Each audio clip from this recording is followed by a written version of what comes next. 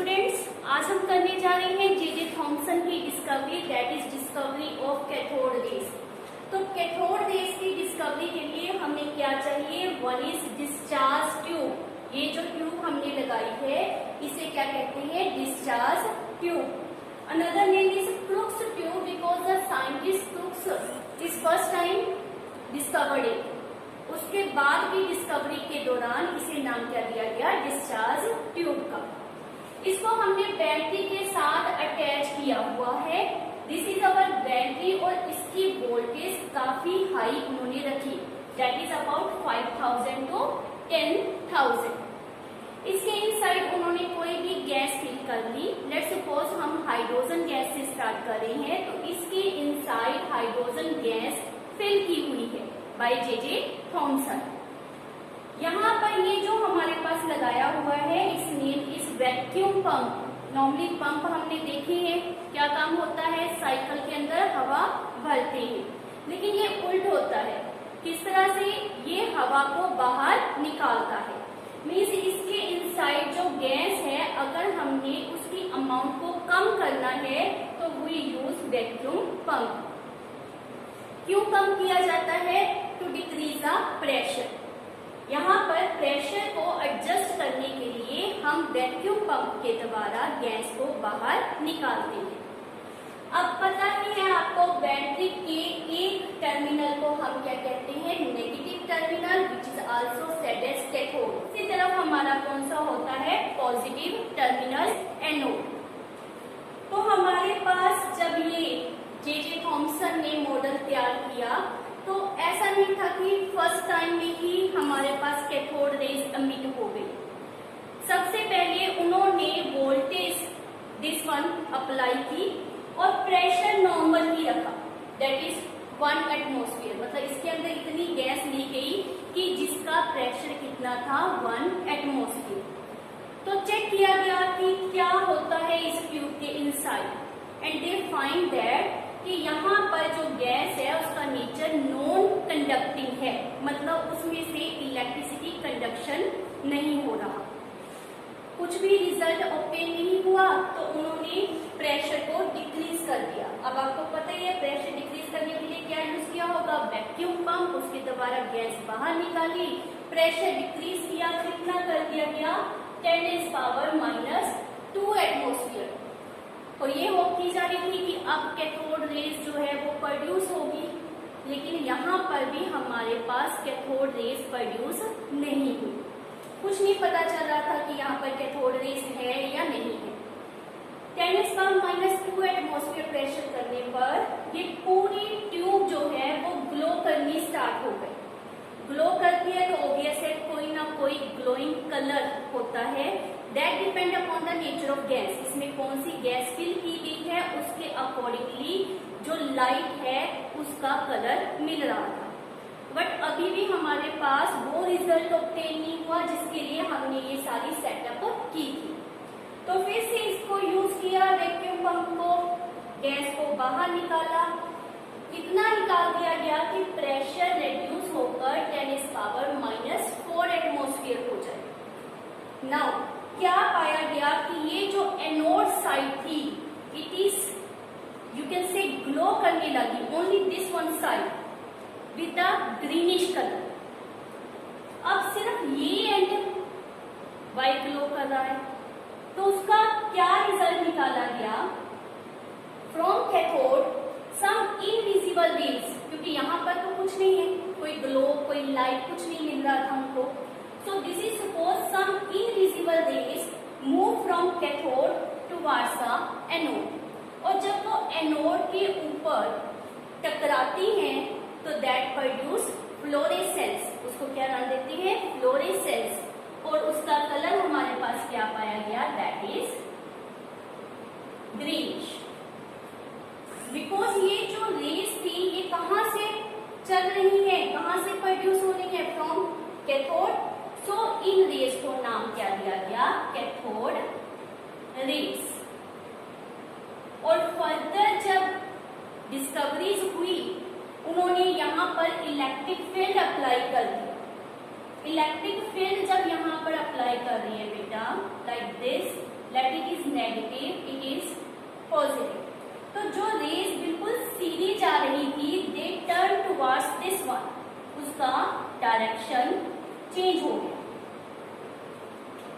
अब इस तरफ ही क्यों जा रही है, इस तरफ नहीं थी, वाई, बिकॉज ये नेगेटिवली चार्ज थी, इसीलिए वो एनोड की तरफ अट्रैक्ट हुई, positive negative attract each other. तो ये रेज का लाइक दिस पॉजिटिव टर्मिनल को मूव कर जाना, डेविएट होना, क्या शो करता है कि इसके अंदर जो पार्टिकल है वो नेगेटिवली चार्ज है।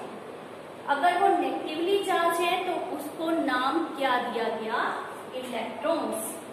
इस तरह से ये जे थॉम्सन का एक्सपेरिमेंट कैथोड रेज की डिस्कवरी को हेल्प करता है और इलेक्ट्रॉन की डिस्कवरी में हेल्प करता है। अब हम करते हैं डेफिनेशन ऑफ इलेक्ट्रॉन। हमारी केमिस्ट्री में बहुत सारी डेफिनेशंस हैं जिनको आपने अच्छी तरह से लर्न करना होता है। तो यहाँ पर इलेक्ट्रॉन की डेफिनेशन बहुत सिंपल है।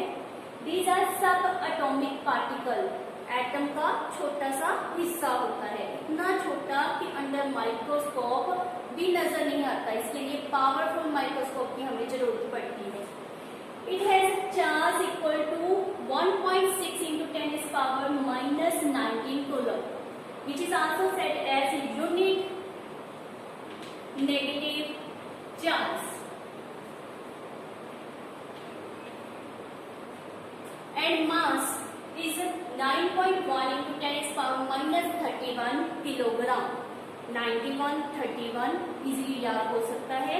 9.1 into 10 is power minus 31 kilogram.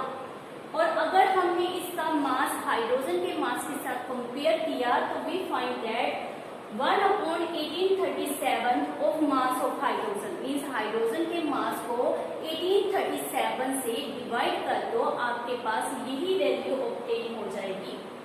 तो इस तरह से मास ऑफ इलेक्ट्रॉन को याद करना हमारे पास इजी हो जाता है।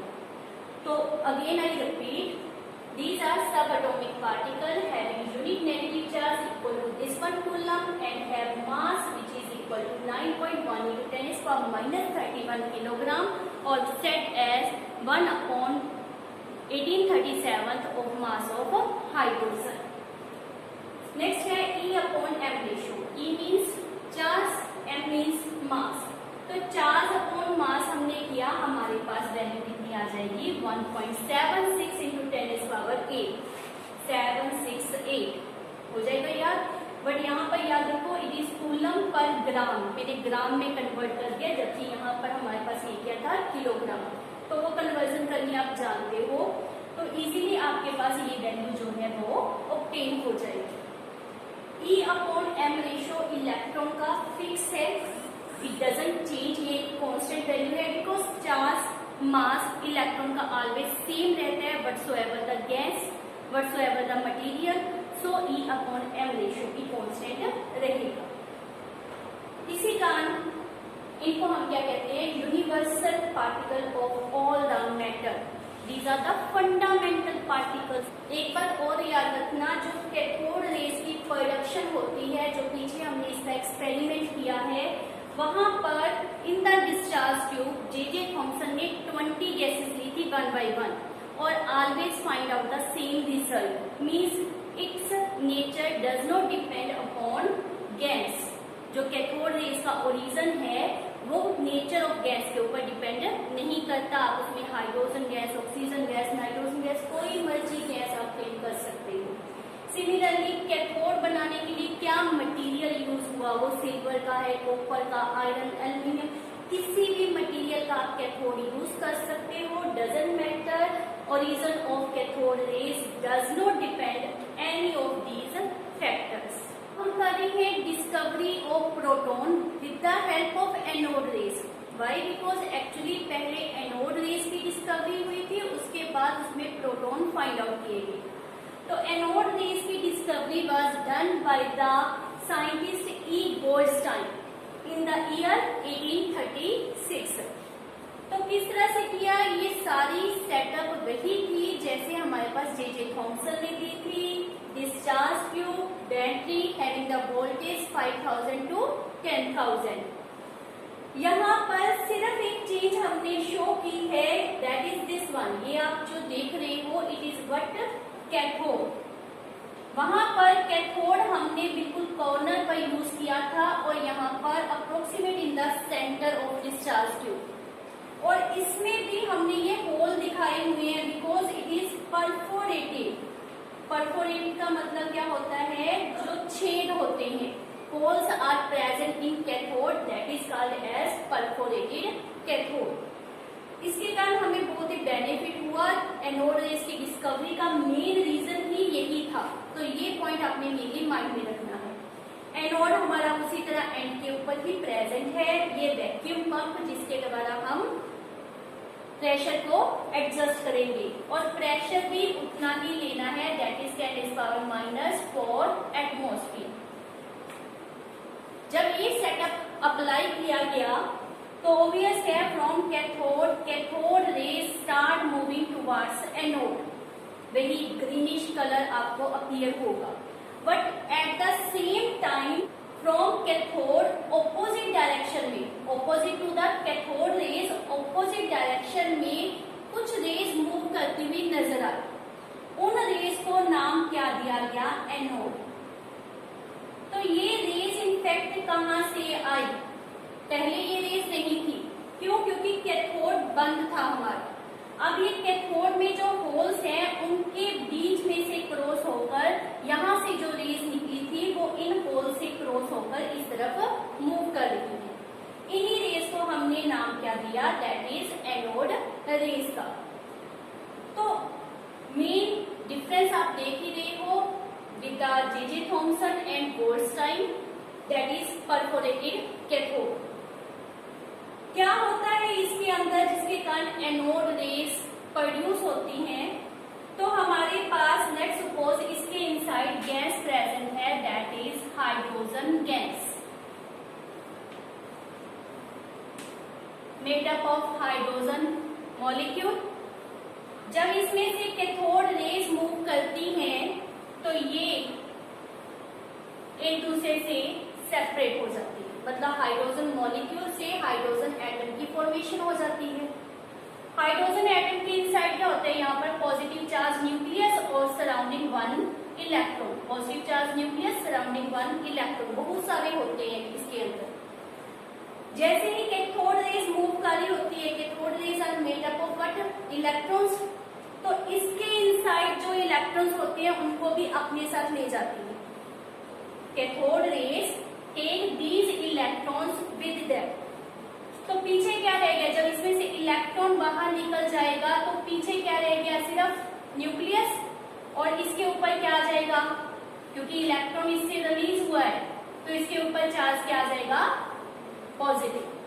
अब ये क्या बन गए, note these are not now atom, इनको क्या रेफर करेंगे, positive ions. If these are positive ion तो क्या वो पॉजिटिव एनोड की तरफ मूव करेंगे, no, positive positive repel each other. तो वो पॉजिटिव आयन किस तरफ मूव करेंगे, opposite to this positive charge, opposite to the anode. तो उसका मूवमेंट का डायरेक्शन क्या हो गया, लाइक दिस,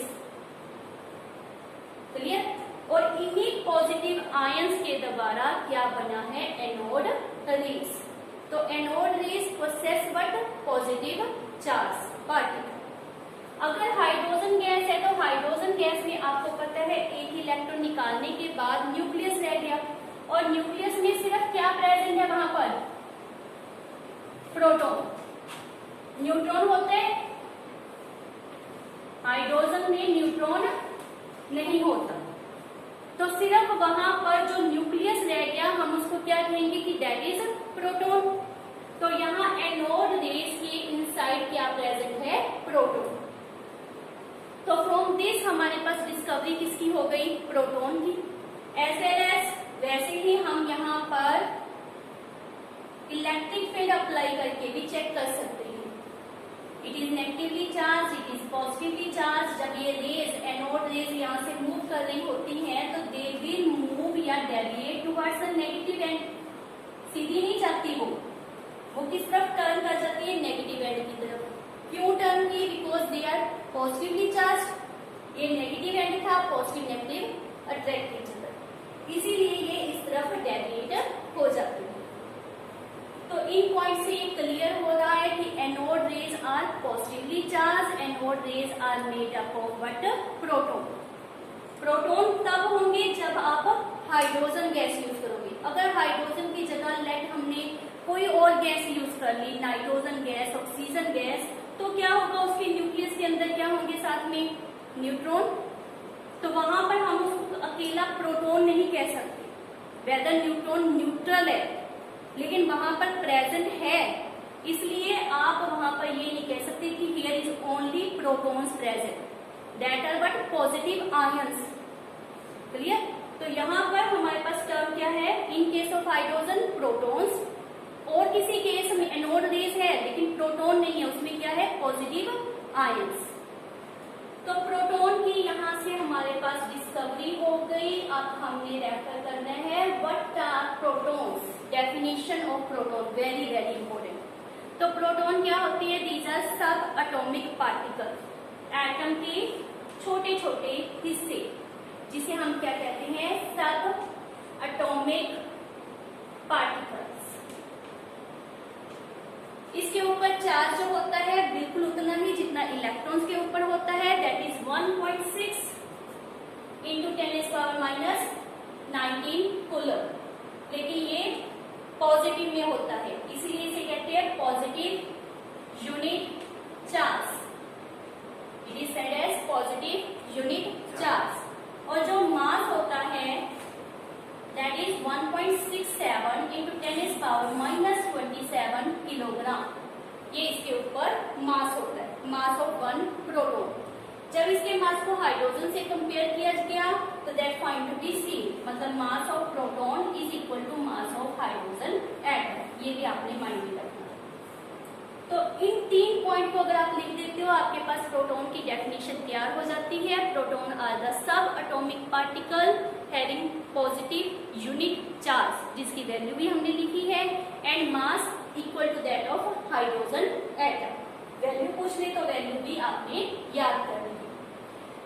अगर हम इसके E/M रेशो की बात करते हैं, E मतलब चार्ज, M मतलब मास, तो देखो जो मास है इन केस ऑफ हाइड्रोजन सिर्फ एक प्रोटॉन का होगा, that is this one. Clear? जो कि सबसे कम है। जब हम इससे अबव लेवल की बात करते हैं, मान लीजिए इसके अंदर हीलियम गैस है, नाइट्रोजन गैस है, ऑक्सीजन गैस है, तो वहां पर प्रोटॉन के साथ न्यूट्रॉन भी आ गए, मास जो है वो बढ़ जाएगा। मास उस केस में क्या हो जाएगा, N इंटू 1.6 इंटू 10⁻⁻27 किलोग्राम। और यहाँ पर ये N क्या है, जैसे हमने मान लो नाइट्रोजन गैस की बात की,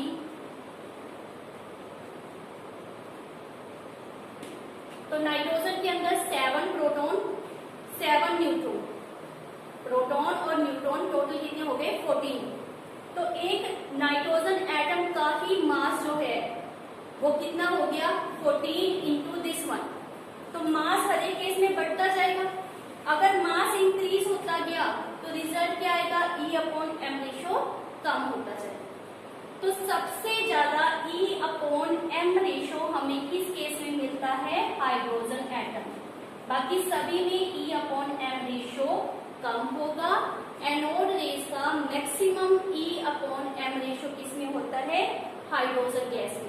ये IIT लेवल का आपके पास क्वेश्चन है, इसको आपने मेनली माइंड में रखना है। और इसकी वैल्यू आप सॉल्व करके भी देख सकते हो।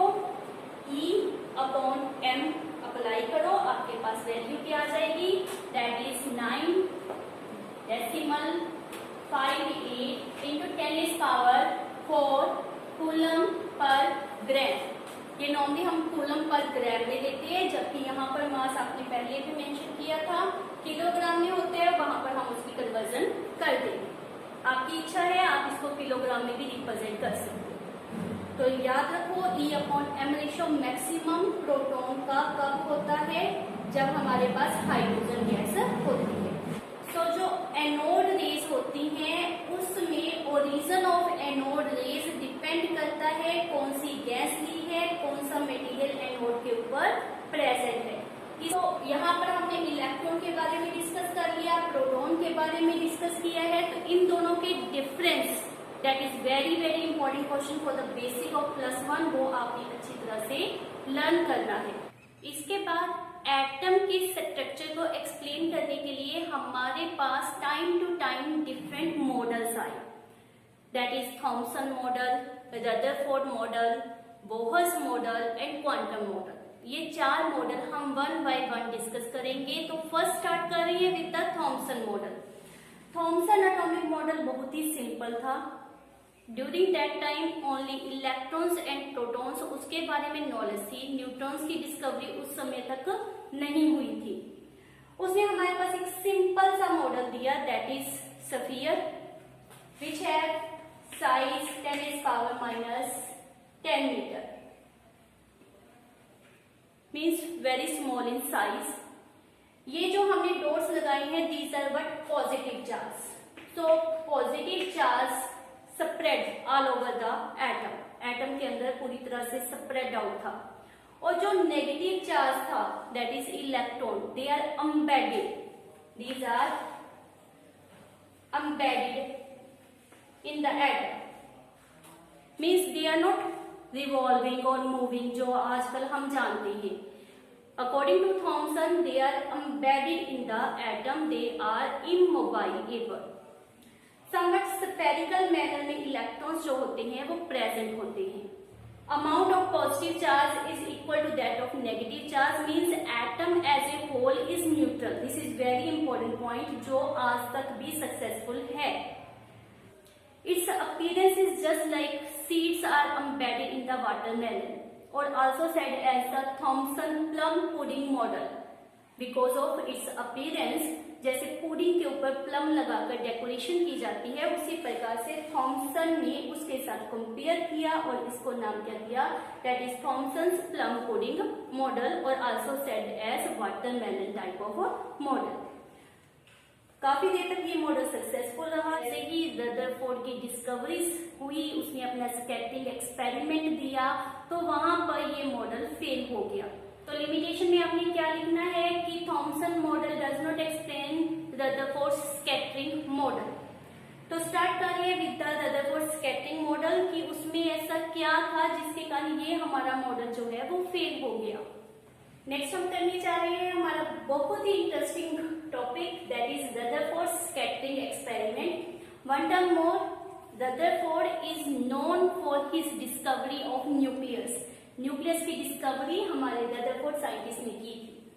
तो इसका स्कैटरिंग एक्सपेरिमेंट क्या है, उसकी सेटअप पहले हम चेक कर लेते हैं क्या क्या उसने यूज किया। First of all, this is a block, not a wooden block, lead का ब्लॉक यूज किया गया है। वाई लेड का ही यूज करना है, क्योंकि यहाँ इनसाइड रेडियो एक्टिव एलिमेंट रखा गया है।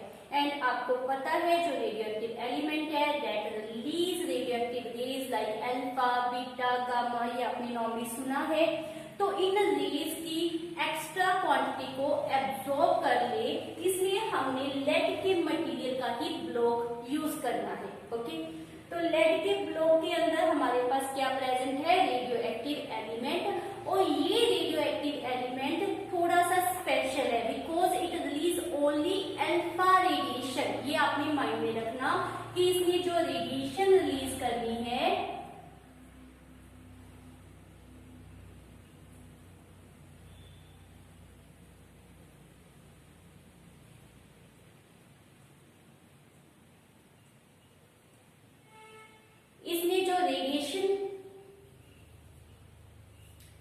इसने जो रेडिएशन रिलीज करनी है वो कौन सी होंगी, only alpha rays. Clear? Alpha rays के बारे में आपको और भी इंटरेस्टिंग टर्म बता देते हैं। अल्फा को हम रिप्रेजेंट कैसे करते होते हैं, हीलियम पावर 2 पॉजिटिव। हीलियम का मास कितना होता है, दैट इज 4। तो इसका मास भी कितना है, 4 AMU, और इट कैरीज 2 पॉजिटिव चार्ज। ये आपने माइंड में रखना है। मीन्स ये स्ट्रॉन्ग पार्टिकल है, इसका मास ज्यादा है, दैट इज 4 AMU। हमने हैवी पार्टिकल को यहाँ पर यूज किया है।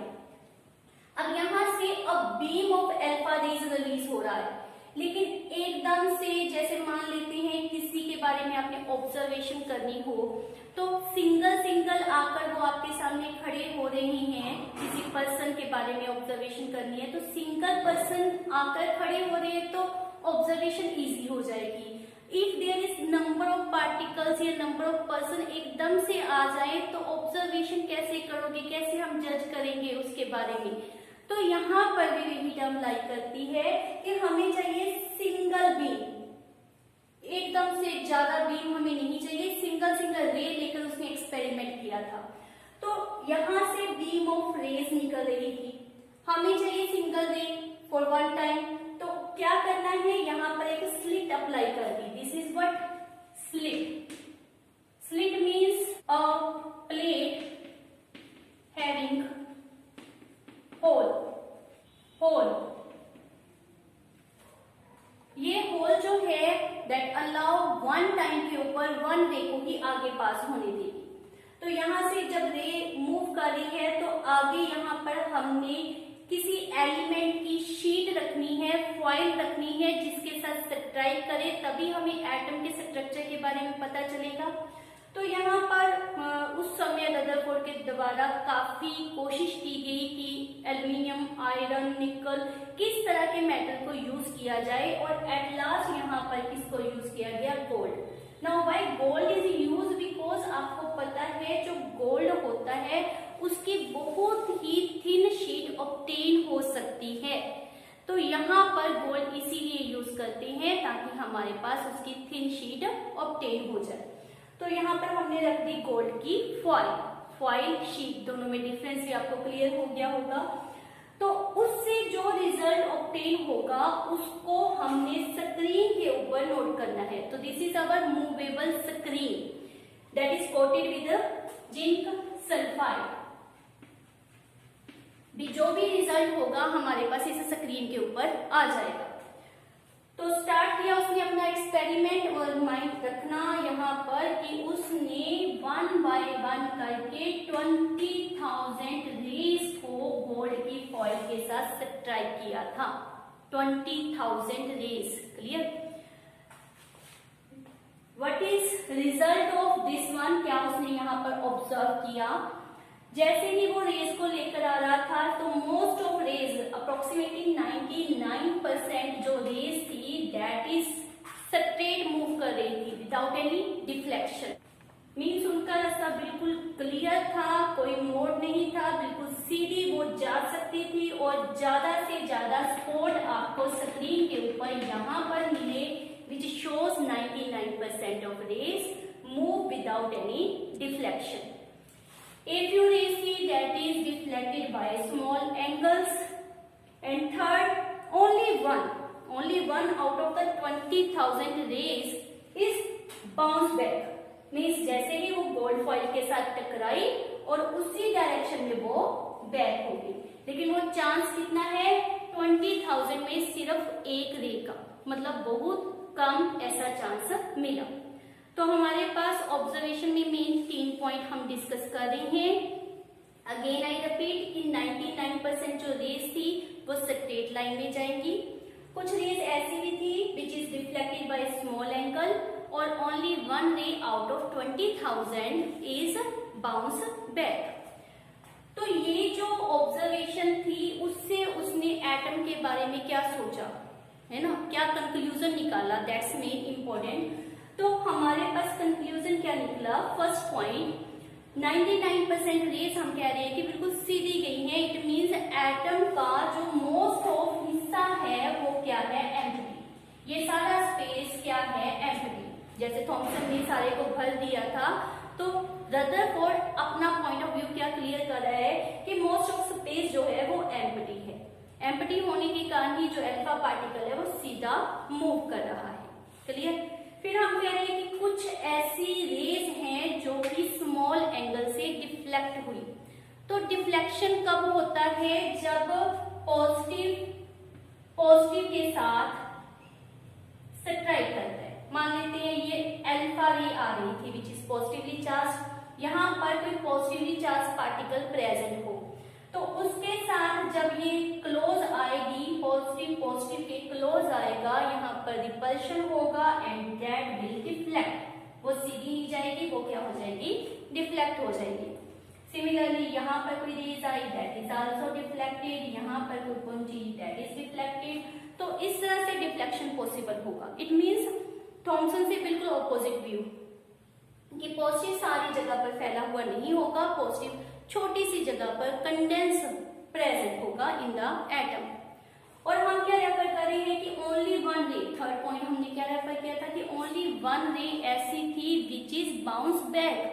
अब बाउंस बैक कब होती है, मान लेते हैं आपने क्रिकेट देखा है ना, बॉल फेंकते हैं तो जब वो विकेट जो ऊपर पड़े होते हैं लाइक दिस विकेट उसके साथ स्ट्राइक करती है तो उनको नीचे फेंक देती है ना। लेकिन जब दीवार के साथ आप बॉल मारते हो तो क्या होता है, बॉल उसके साथ टकराती है और बैक आ जाती है। क्यों बैक आ गई, क्यों नहीं दीवार को उसने गिरा दिया? रीजन जो दीवार है that is more solid, more stronger in comparison of ball, यही रीजन है। इट मीन्स जो अल्फा पार्टिकल के ऊपर पॉजिटिव चार्ज है या जो अल्फा पार्टिकल का मास है that is much smaller in comparison of the mass present here. ये जो मास है ये ज्यादा है in comparison that of alpha particle. इसी कारण वो अल्फा पार्टिकल जब बिल्कुल सेंटर में जाकर टकराता है, इस पॉजिटिव पार्ट के बिल्कुल सेंटर में जाकर टकराता है, तो यहाँ पर इतना ज्यादा मास इकट्ठा हुआ है कि वहां से टकराकर ये बाउंस बैक कर सकता है। क्लियर? मीन्स यहाँ एटम में कोई एक स्पेस ऐसी है जहां पर पूरे एटम का मास और पॉजिटिव चार्ज प्रेजेंट होता है, जिसके कारण अल्फा पार्टिकल उससे टकराकर बाउंस बैक कर जाता है। फ्रॉम दीज ऑब्जर्वेशन उसके दिमाग में सेट हो गया कि एटम कैसा होना चाहिए एंड एज ए रिजल्ट उसने अपना मॉडल हमारे सामने रखा। Now we study Rutherford's nuclear model of atom. तो ये दिमाग में रखना कि स्कैटरिंग एक्सपेरिमेंट पूछ रही है तो जो मैंने अभी करवाया वो मेंशन करोगे। अगर उन्होंने न्यूक्लियर मॉडल के पोस्टुलेट पूछे हैं तो you are give this data. तो रदरफोर्ड ने जो कंक्लूजन निकाला, जो एक्सपेरिमेंट किया, जो ऑब्जर्वेशन किया, उसके ऊपर अपना मॉडल तैयार किया और मॉडल में वही चीज है जो हमने अभी देखी। तो that is what whole mass and positive charge, वो फैला हुआ नहीं है, वो एक छोटी सी जगह पर प्रेजेंट है। That is present in a very small region at the centre, और उस जगह को हम सब जानते हैं क्या नाम दिया जाता है, न्यूक्लियस। और न्यूक्लियस का जो साइज है वो एटम के साइज से बहुत कम है। एटम का साइज हमने कितना पढ़ा था, थॉमसन ने दिया था, दैट इज 10⁻⁻10 मीटर, जबकि इसका साइज कितना है 10⁻⁻15 मीटर। सेकेंडली पॉजिटिव चार्ज जो होता है वो किस कारण होता है, ओनली बिकॉज ऑफ प्रोटॉन, क्योंकि प्रोटॉन ही पॉजिटिवली चार्ज पार्टिकल है। और प्रोटॉन सभी एटम में क्या सेम होते हैं, no, they are different in each atom. Mass जो हमने कहा न्यूक्लियस में सारा मास प्रेजेंट होता है, तो मास किसके कारण है, that is just because of proton, no. बेटा उस समय न्यूट्रॉन नो डाउट डिस्कवर नहीं हुए थे, but he was very genius scientist. उसे लगा कि some other particle is present, nucleus में प्रोटॉन के साथ कुछ न्यूट्रल पार्टिकल भी प्रेजेंट है। Yes, he doesn't know what's the name of that. Clear? उसको कुछ इतना क्राइटेरिया क्लियर नहीं था क्योंकि न्यूट्रॉन की उस समय डिस्कवरी नहीं हुई थी, बट ही वॉज श्योर कि न्यूट्रॉन्स लाइक पार्टिकल, मतलब neutral particles was present in the nucleus, और उसका मास प्रोटॉन के मास के अप्रोक्सीमेटली इक्वल है। सो ही सेज कि मास ऑफ एटम किस रीजन के कारण होता है, because of mass of proton and mass of some neutral particle present in the nucleus. Name was given after their discovery. As a result जो nucleus के अंदर total positive charge है और उसके सराउंडिंग जो इलेक्ट्रॉन्स होते हैं, प्रोटॉन और इलेक्ट्रॉन की संख्या जो होती है वो हर एक एटम में सेम होगी, इक्वल होगी, जिसके कारण एटम एज ए होल क्या होगा, न्यूट्रल। इलेक्ट्रॉन यहाँ पर कोई फिक्स नहीं होगी, वो रिवॉल्व कर रहे होंगे, बिकॉज इसने जो अपना मॉडल था वो कंपेयर किया लाइक आ सोलर सिस्टम।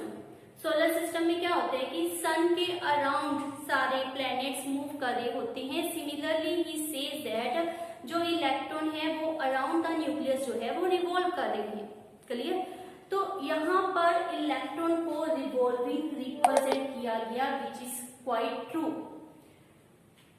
जो इलेक्ट्रॉन है न्यूक्लियस के साथ बहुत ही क्लोजली टाइटली पैक्ड होते हैं, मीन्स एक स्ट्रॉन्ग बॉन्डिंग होती है उनमें। तो वो बॉन्डिंग कौन सी है? That is electrostatic force of attraction. जैसे फिजिक्स में अर्थ के ऊपर ग्रेविटेशनल फोर्स सपोज करते हो जिसके कारण वो रिवॉल्व करते करते दूर नहीं भागती। सिमिलरली यहाँ पर भी उसने रेफर क्या किया कि इलेक्ट्रॉन रिवॉल्व करते हैं, वो क्यों कर पाते हैं? बिकॉज यहाँ पर फोर्स ऑफ अट्रैक्शन प्रेजेंट है between the nucleus and electron. Last is because most of rays separate दी थी, सो ही रेफर की most of space between the nucleus and electron is empty. तो काफी हद तक हम जो हमारी नॉलेज में आपका मॉडल है उसके क्लोज पहुंच गए। सेंटर में न्यूक्लियस, न्यूक्लियस के अंदर प्रोटॉन और some other particle which is neutral one, उसके अराउंड इलेक्ट्रॉन जो है वो रेगुलरली रिवॉल्व कर रहे हैं like the planet revolve around the sun. This is all given by the Rutherford. और आज की इस वीडियो में हम यहाँ तक ही करेंगे। नेक्स्ट वीडियो में मिलते हैं again. Till then bye bye.